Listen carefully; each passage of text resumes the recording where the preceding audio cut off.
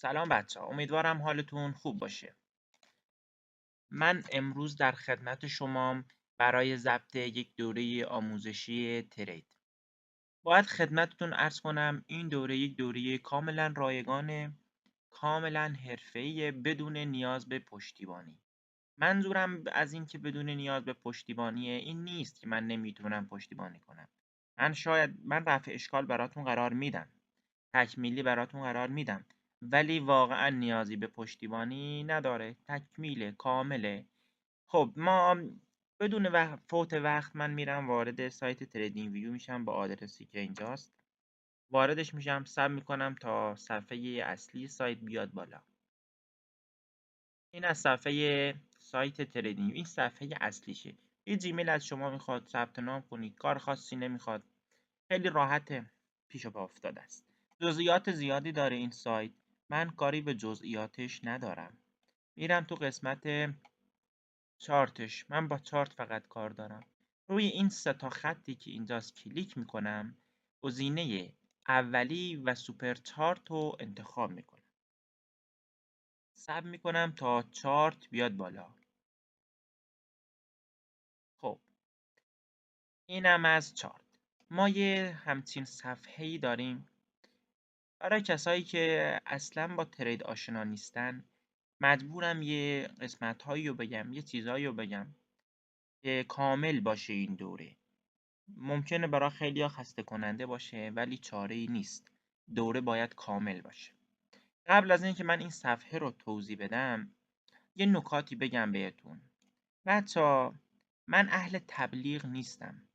اهل حاشیه هم نیستم. هیچ انتظاری هم ازتون ندارم. هیچ صرافی هم بهتون معرفی نمی‌کنم. شاید بهتون چند تا پیشنهاد بدم حالا واسه اینکه توشون ترید کنید، ولی اینکه بگم برید رو این صرافی نمیدونم این کدوم معرف رو بزنید، نه، من کاری به این کارا ندارم. فقط یه دوره آموزشیه برای رضای خدا، برای حال خوب خودم اینو میخوام ارائه بدم بهتون که شما هم استفاده کنید. این دوره آموزشی روش کار خودمه، باش نتیجه گرفتم. وین ریتش 80. وقتی میگم 80 یعنی از هر 10 تا تریدی معامله‌ای که من میکنم 8 تاش سود از هر 10 تا. این از این. و اینکه این مجموعه اگه قرار باشه پولی باشه باید بگم مبلغش خیلی بیش از این حرف هاست که بخواد کسی رایگانش به من. وقتی میگم وین ریتم 80 یعنی از هر 10 معامله 8 تاش سوده. 2 تا دیگه میمونه. این 2 تا دیگه که میمونه یا سوده یا بدون سود و زیان. این از این. پس ما وین ریتمون 8. دیگه چیزی نمونده که بخوام حاشیه نمیرم، حوصله حاشیه رو ندارم. نمیخوام لایک کنید حتی. ببین اگه دوست داشتین لایک کنید که به بقیه هم برسه، این ببینن بقیه. اگه نکردینم فدای سرتون. خودتون چند تا از این قسمت های فیلم های آموزشی منو ببینید دیگه، خودتون تصمیم بگیرید که فیلم ها رو ببینید نبینید، بازم میل خودتون. خب من یه توضیح در مورد چارت بدم. این قسمت صفر در واقع، چون من نمیخوام اختصاصی بگم، فقط یه آشنایی باید داشته باشیم با چارت و صفحه و عرضم به حضور شما این جزئیات. این قسمت که ذره‌بین ارزتون رو انتخاب میکنید.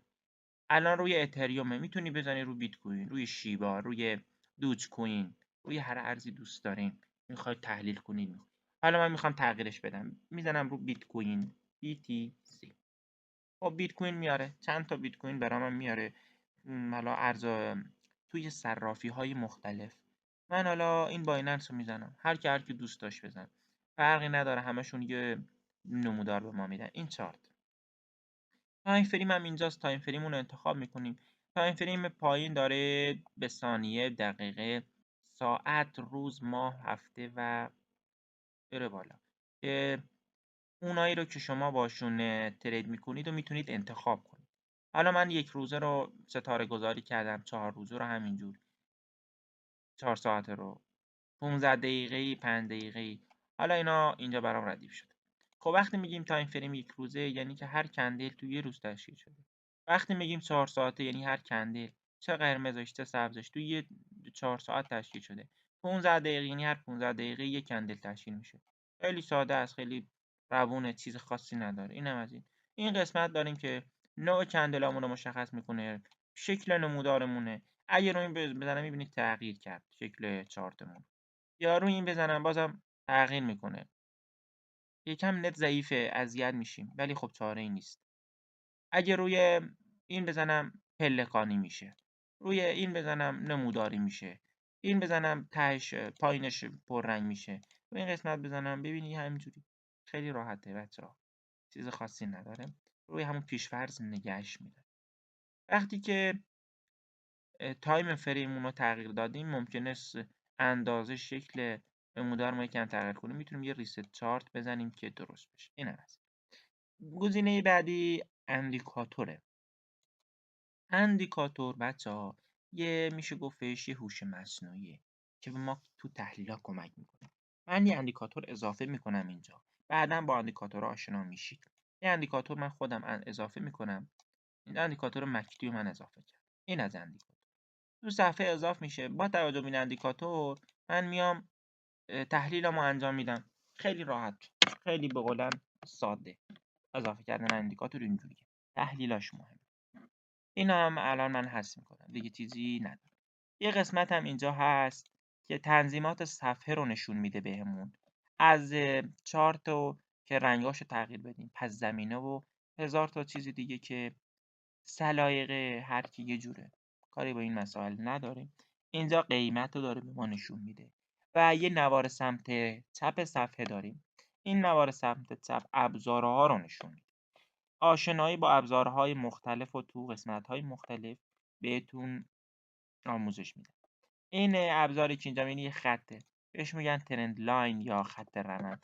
میتونی یه خط رمد با توجه به این ابزار بکشی، مثل این خطی که الان من کشیدم.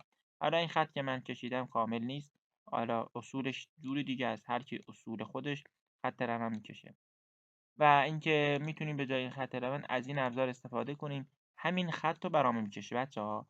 ولی ببینید اینو میتونیم پهنا بدیم. ببینید ناحیه برام مشخص میکنه که از نظر من ناحیه بهتر. یعنی چی؟ تو میبینیم ما توی ترید، توی کندل هامون سایه داریم، به ما نقطه نمیده، به ما ناحیه میده. این از این. اینا رو بردارم که صفحه تمیز. یه قسمت دیگه داریم که اینم ناحیه برام مشخص میکنه، ولی ناحیه افقی دیگه مایل نمیشه. میدونی ناحیه افقی به ما میده. اینو خیلی ما استفاده میکنیم. ناحیه مشخص کنید، خط نکشید بچه. و یه ابزار دیگه ابزار خط کشه. این ابزار به ما اندازه میده. من میخوام ببینم از این قله تا اینجایی که الان لایو بازار چقدر نزول بوده. یه 2.95%، یعنی حدود 3% نزول داشتیم. یا میتونیم بگیم از این قسمت تا اینجا چند تا کندیل تشکیل شده. ببین اینجا نوشته بار. این باری که اینجاست منظورش تعداد کندل هایی. این هم از این، چیز دیگه خاصی نداره به اون صورت. بهتون بگم یه بار دیگه بگم بهتون، این دوره اگه بخواید جای دیگه پیدا کنی، این دوره‌ای که من حالا ارائهش ندادم، این قسمت صفرشه، یعنی این مبحث خاصی من توی تحلیل نکردم. این دوره قیمتش بالاست. شاید تو شما $1000 هم نتونید پیداش کنید. ولی من نمیخوام چیزی از شما.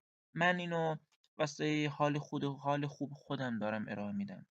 هیچ انتظاری هم ازتون، ولی خدایی استفاده کنید. پاشو بگیرید، خیلی خوبه.